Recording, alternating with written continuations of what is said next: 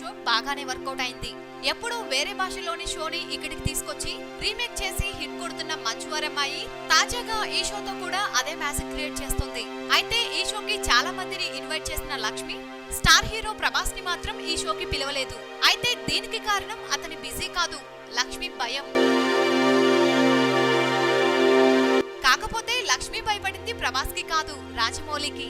Baahubali hit తో sequel పై మరింత కసిగా ఎట్టి పరిస్థితుల్లో 600 కోట్ల మార్క్ అందుకోవాలని గట్టిగా ట్రై చేస్తున్నాడు జగ్గన్న.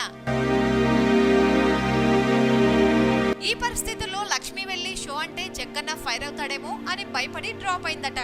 అయితే నెక్స్ట్ మంత్ లో ప్రభాస్ ఫ్రీ అయిపోతాడు. అప్పుడు ట్రై చేస్తే కనుక ఈ మంచి ప్రోగ్రామ్ కి మంచి మైలేజ్ వస్తుంది.